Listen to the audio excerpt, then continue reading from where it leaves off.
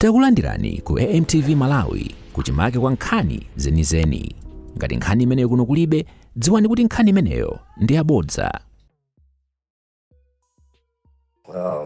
Good morning. Once again, I come to my fellow Malawians to tell them about the latest development that has taken place. Mene nayambira kunena za political platform kuti tipanga a political pressure group in the name of Make Malawi Great Again. Kwabwera ma responses that I have never seen, I never thought ever before that I would get such overwhelming support. Mendu nenena pano. I made a AVN, I think it was about 2 weeks ago. And this VN attracted about 1.9 million people in the country. Very, very, very happy indeed. But that was that VN. But now I'm talking about Make Malawi Great Again. It is getting a support that I never thought I would get it.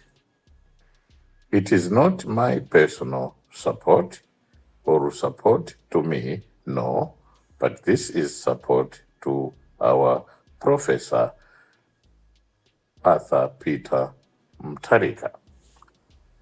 I take this pride because my president is popular than ever before.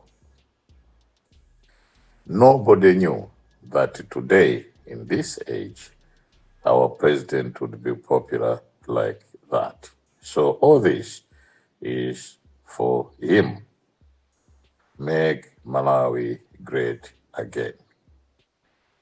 Pabwera, some of the information or tips that would actually send a signal of a greater Malawi, a prosperous Malawi, a Malawi that is for each and every Malawian.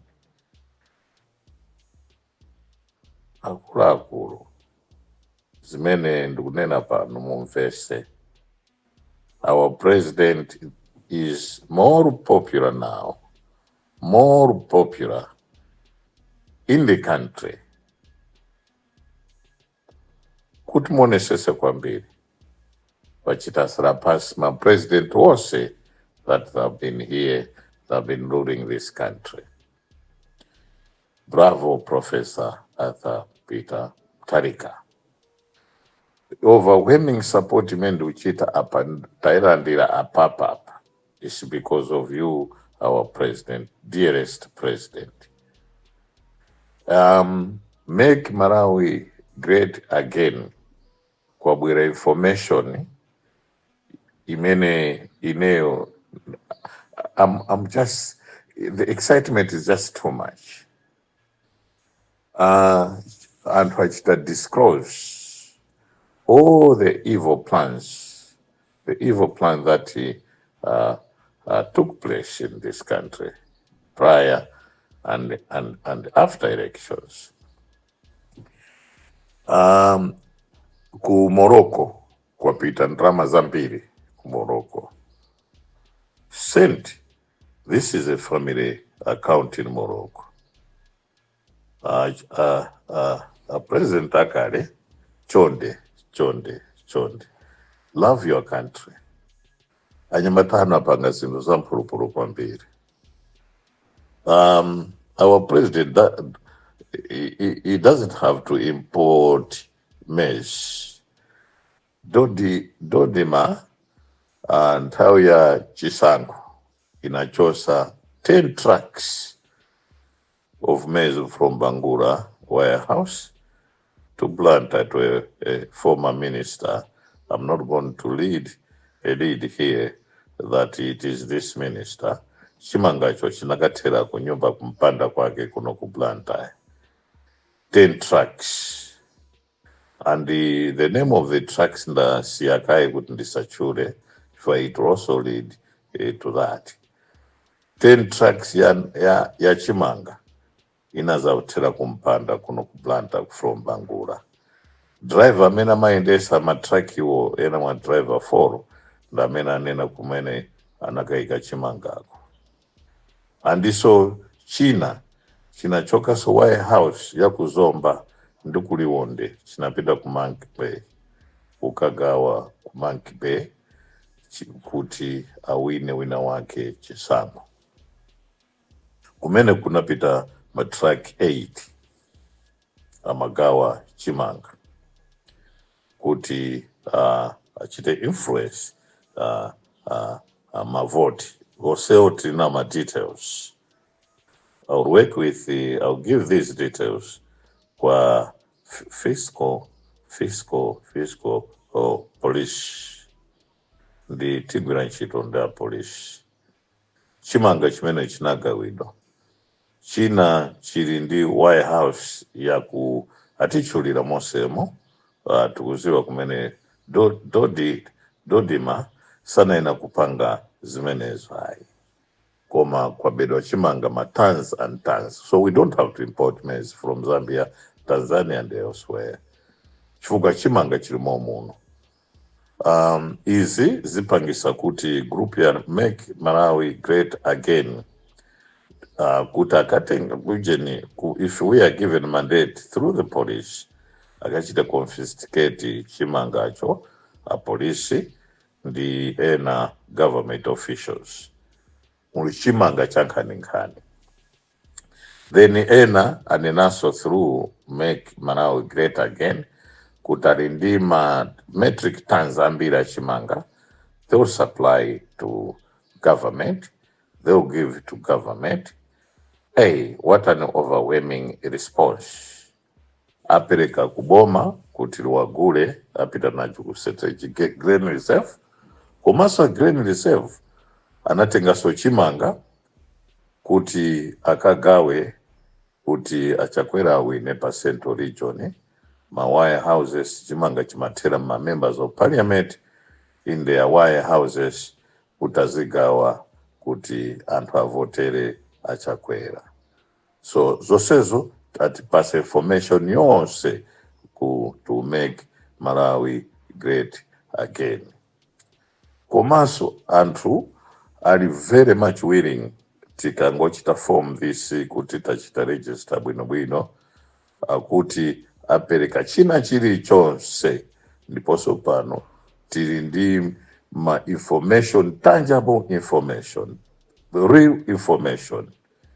Information is not a raw deal here. We are talking about real information that would assist our government, the government led by Professor Arthur Peter Mutharika, to achieve the desired economic progress or growth and the prosperity in this country. Atuza account onse how corruption is being done, how it is actually being done, and who are the people involved in this syndicate. Atuuzanso kuti pali anthu ena amene akukambirana nkhani, iwo mwinayo ndi part of it, nayenso watuuza kuti amakambirana maplan onse atuuza, and maplan amenewo tili nawo, koma wasatisimikizira kuti the moment we start this operation or we start the operations, and basi ndekuti Malawi muno zonsezo zatiratu. Komanso bungwe limene lili or political platform, this pressure group, is this pressure group, one of its objectives ndiyakuti to protect Arthur Peter Mutharika and his leadership, and also to protect the future of democracy in the country. Ndeno abwera anthu ambiri ndikulephera kuti ndinene. I'm so humbled. I repeat this. I am so humbled.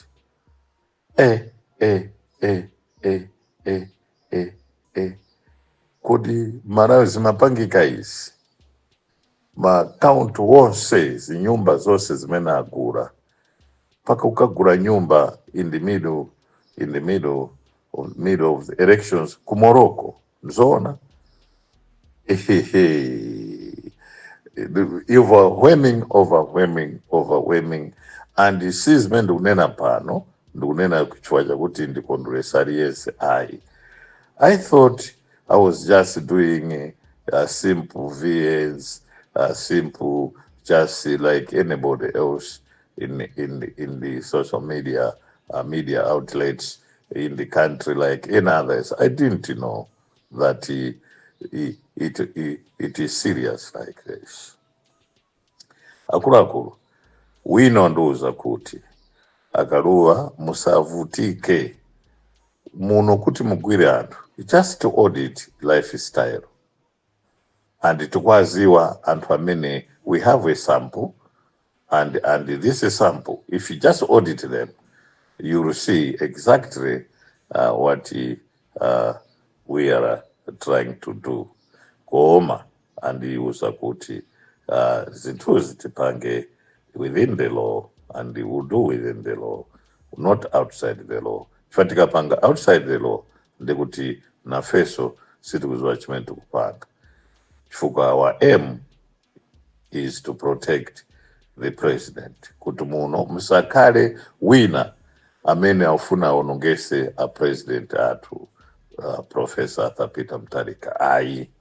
Ndeno ndineneso is appeal to each and every Malawian to say, come out and support our president. Support the president that was overwhelmingly and the countrywide elected by you Malawians. China chimene anduza sa corruption. Marai muno munalibe chilungamo. Wonse amene mkuona kuti amapanga zinthu zambwerera ndi anthu amene amalembedwa nthawi zina anthu ntchito asanachita advertising ntchito icha alemba kale anthu akupita kuma interview and they are already working koma aitana anthu for my interviews. Zonsezo zimapangika. Ma evidence wonse, maumboni wonse anthu tili nawo. And my humble appeal is to the government that is coming to say, chonde unikani kalembedwe ka ntchito kumene tikumapangira our fellow Malawians. Akuma advertising ntchito kaya ndikuboma ndithu ndizoona muboma mmene atenga kale anthu aja awatenga kale zupanga to government departments, ministries mosemu alemba kale anthu aja akalemba anthu aja abwera ku interview akabwera ku interview ndo anzawo aja koma pamene wagwira kale ntchito ndekuti basi zutramo mujo osaja pita aja kupitiza zintchito ku Ministry of Education malemba anthu mu September mu August September anthu omwe aja akwalemba tu kumene awapasa kale ma promotion awapasa kale ma grade out zonse even ndi drama backdating drama koma munthu wangolembedwa mwezi unochita backdating drama mu June kuti back pay ya June ndeno simachitika zimenezi. Kukasungu wiki yata kunali workshop mkota for 5 days akulu anangopita just for a day kulandira drama za allowances za 5 days. Information yonse atitumizira Kasungu District Council, Town Council anapita ku workshop kumkota koma it was for 5 days. Allowances anaperekedwa for 5 days koma anangopita for a day Mkubwerera. Nobody slept there. Allowances were given for 5 days, 5 nights that they spent workshop when that is not true. Mboma ama ujeni ma district councils dismena mapanga. District council ngati ya Kurumbi ikubuka kusalima. Just an example. Kuti ya Kurumbi ndangochita example ngati ya Kurumbi. Koma it's not Rumbi what I'm talking about. Akuza uchita ngati kusalima workshop. Apereka drama za 4 nights or 1 week or 5 days. I'm just doing an example now. Koma kumeneko sapitako angopita just for a day, just to spend fuel and the like, and they come back and they get all the monies for that. Koma zao kasungu siriru zinapangika last week or a week before last. And tufuna abweze zosezo, and they are prepared to force them to give it back to government.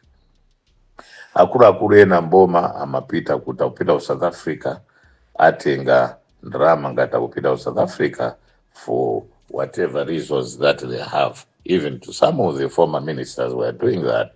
Akutenga forex, kuika pa ujeni kumade Mbanyamata, kukara pa game Kulilongwe, kukara some other places strategic and my borders, ujeni ja kusita, forex ija, aukatenga soina kubank. So it was like that.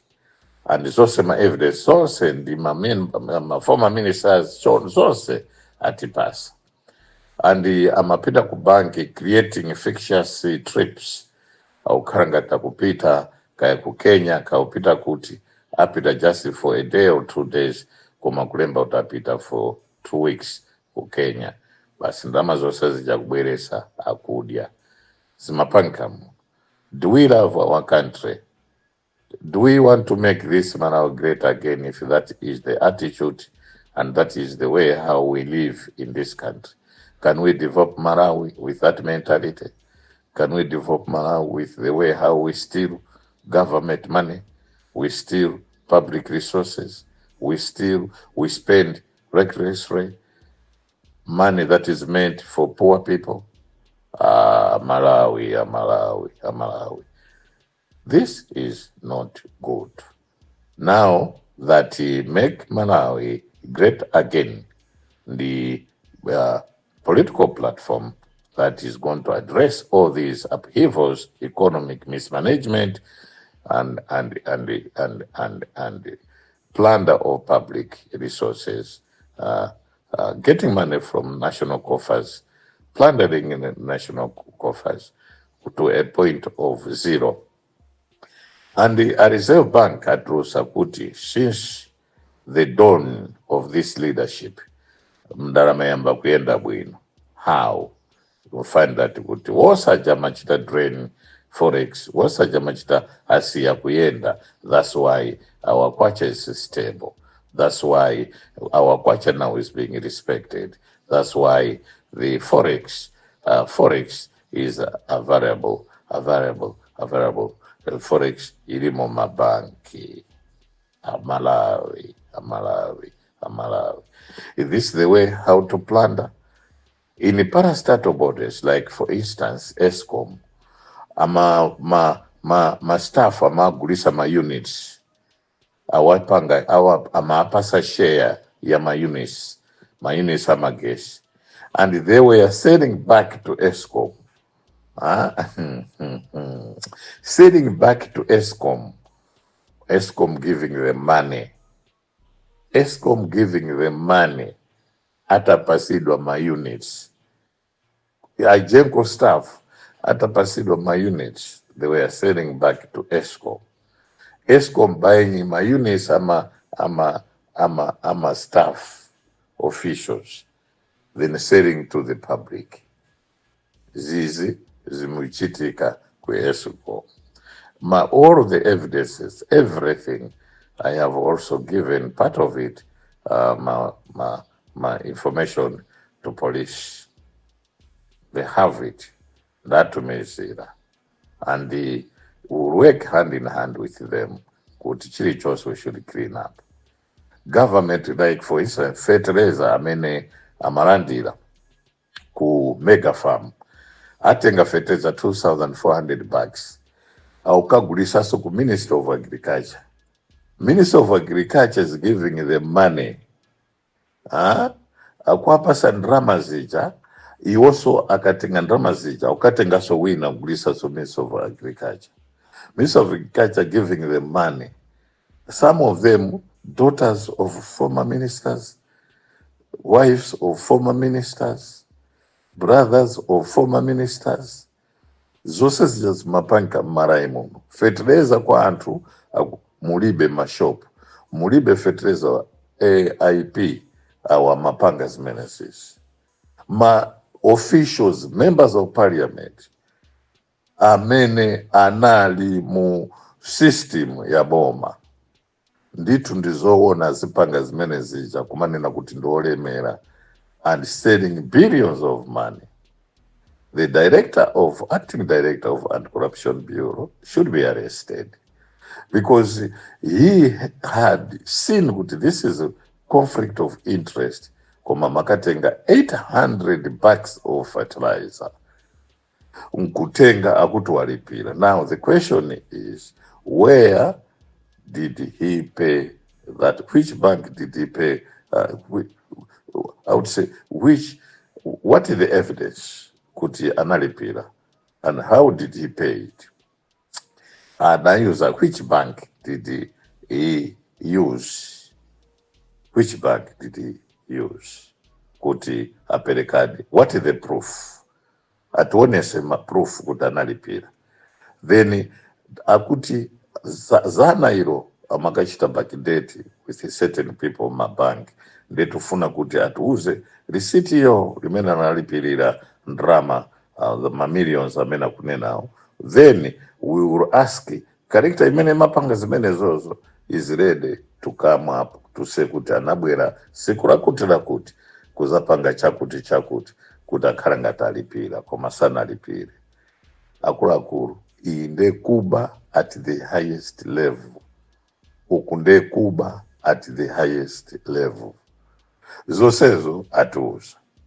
So pano munthu amene amapanga zakuti apanga abere zisankho kumsanje ku Chikwawa, zosezo atuuza, anthu ake ali ready to testify and they are ready to give all the information that they have and what took place. Analepera because things were beyond them. Kuti apange ataona kuti Professor Peter Mutharika is leading ambiri anayamba uchita abandon whatever scheme and the schemes that they had put in place. Akuti even mavoti Professor Peter Mutharika akulilongwe. Akuti they were not like that. Alindi figure yukwererapo kwambiri. I think Professor had more way back past or more than 3-point-something million. Nearly it was a landslide. Imene yakuti sinaonekepo marayi muno. Koma zosezo anazachita abandon kuti pange zawo zimene zopusazo ataona kuti is leading in all the regions. And papangikaso scheme ina imene ndikulephera kuti ndinene pano. Imene ndiopya kwambiri. Imene amatulisira ndrama. Ina anthu wose amene utulusa ndrama. Oseo they are ready to testify through this. So now this has to be registered because panopo we are operating outside the law and we don't want to confuse the law with our personal ambitions. No, this has to be within the law because the main objectives, one of the objectives is to protect the president and the future of democracy or democracy in this country, the future of multi-party democracy. Lastly, zinanzanena mawa ku team ya MCP in the north kuli Chimanga chankhani likati Chimanga chankhani chimene chinabisidwa ma wire houses akumpoto somewhere kafukule kumbeutinu kumperembe ma fertilizer in tons and tons and tons using a party structure ya MCP in the north.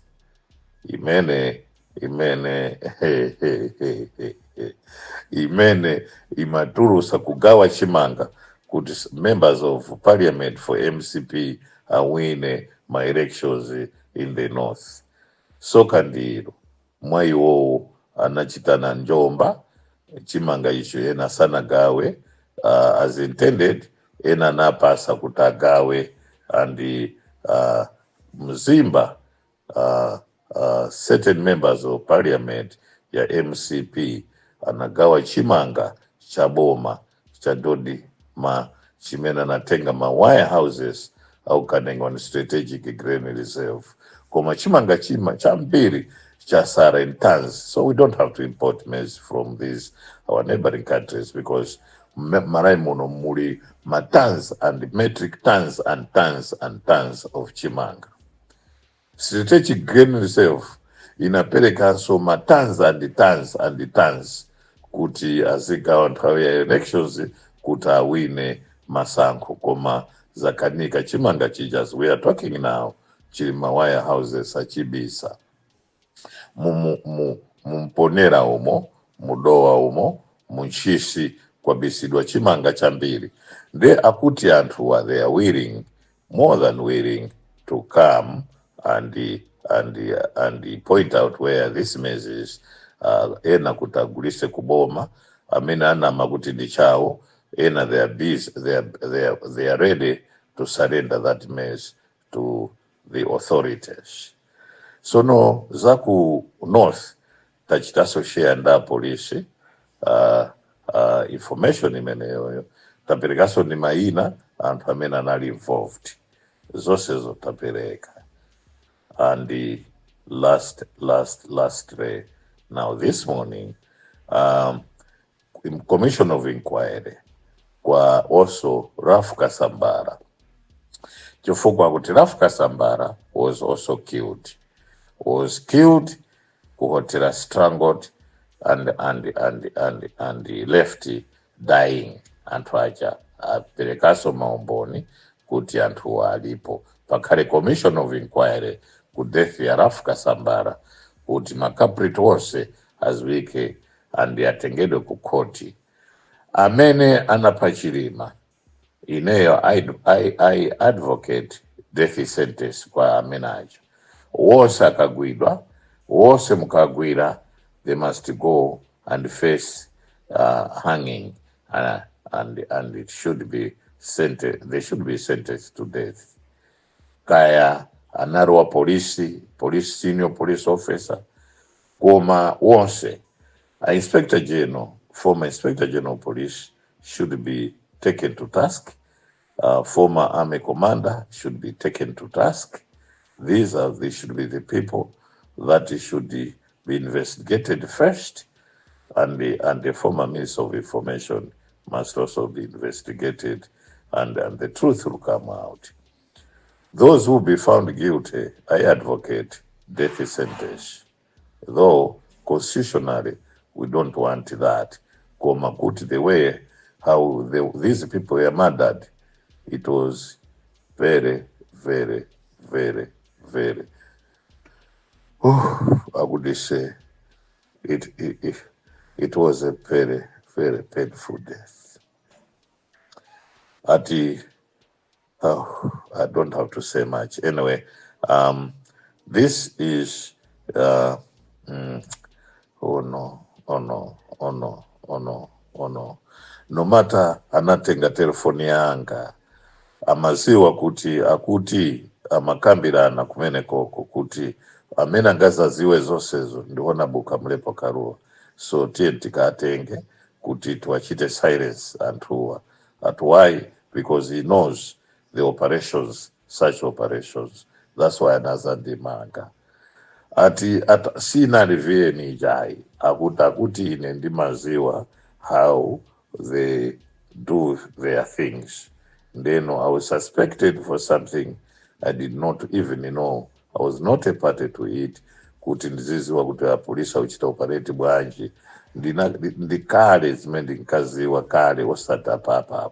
Papa was just an ignorant person, just a humble somebody, a member of parliament that I was. I didn't know anything.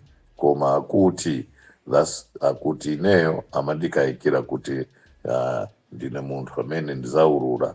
I therefore kuti chifukwa ndimaziwa ma operations awo, kuti ndimaziwa kuti kaya iwo amapanga bwanji. Pamene ayi ndithu. That's why kuti telephone ichi amakaiunika kuti ndimanena ndani ndi ndani, mnali message nandu, koma nali pa list ya kuti andiwombere kuti neso ndife ndipite. Koma to be honest with you, I did not know anything zakuti kaya kwatani ayi kuna polisi chani ayi ndithu ndiye kutengedwa kumene natengedwa ine kundiranda telefoni mpaka lero. Komabe amafunisisa kuti ndisafike nthawi ya ma-elections. Amafunisisa ndithu either I die through poison or whatever death that they inflicted on me. Apa sinena zambiri, koma may his soul rest in peace, Dr. Saulos Klaus Chirima. May the souls of those who died alongside him also rest in peace. May the soul of Kasambara, Raf Kasambara, our brilliant, ever lived lawyer in Malawi, may his soul rest in peace. My judges, Chonde, handle this, any criminal case that is going to come before you with the love of Malawi. Let us move away from politics of hatred, regionalism, nepotism, and the other ism and isms. Let us make Malawi great again. Good morning.